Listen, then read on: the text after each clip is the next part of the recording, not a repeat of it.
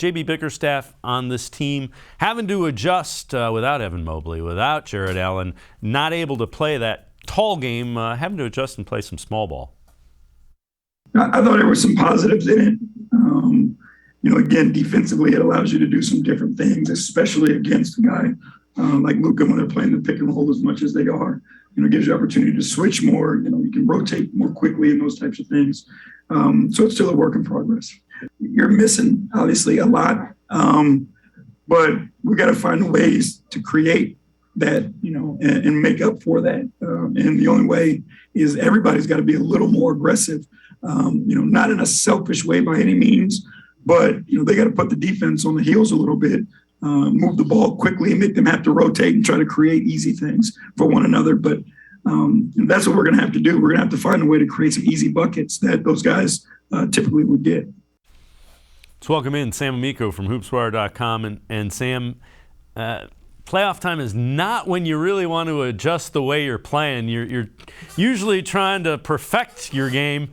Cavs have to kind of reinvent it here with all the pieces that they're missing. Yeah, it couldn't have come at a worse time, as you just said. But, the biggest thing that we just heard Coach Bickerstaff say is they're going to have to find a way. They're really missing that length, not just inside of Mobley and Allen, but also when they switch on the perimeter to disrupt opposing players. And, you don't think of Allen and Mobley as these, great offensive players. They're both very good, but it really has slowed the offense because new guys that are in new roles that are stepping in, such as a Moses Brown or a Kevin Love, who's been coming off the bench all year.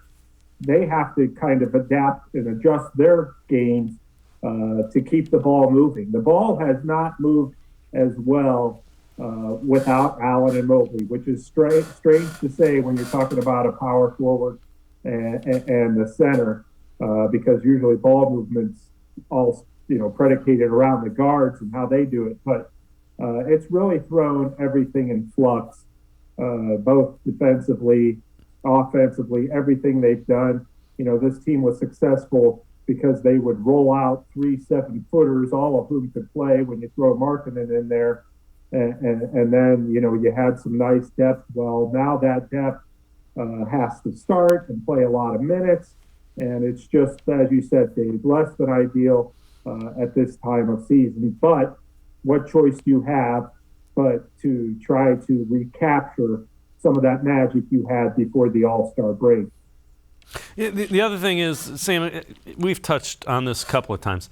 This is a young team, so you lose 3 guys from your rotation in Sexton, in Mobley, and in Allen. So now your 8-man rotation means you're going to your 11th, 12th, 13th guy. There's a big difference between a veteran team and a young team with what you have on that far end of the bench, isn't there?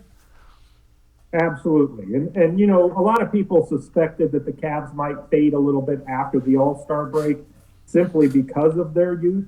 Young teams tend to fade after the All-Star break, and that's, not an opinion. That's historically throughout the course of the NBA. Veteran teams tend to rise at that time of the year, and the Cavs are a team that, really their quote-unquote big 3 are Mobley and Allen and Darius Garland. So those are 3 very young guys you're centered around. Now, to lose 2 of them at the same time, that's going to just add to your issues in the later part of the season. So, it's not a huge surprise what they're experiencing right now. They are showing some good fight, which is, that kind of culture is what you're hoping to build. It's never really been about this season for the Cavs.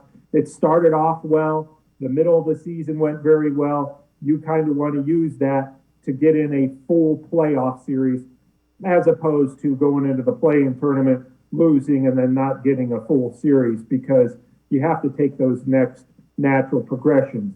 That said, it's a little bit out of their control with Mobley and Allen being out.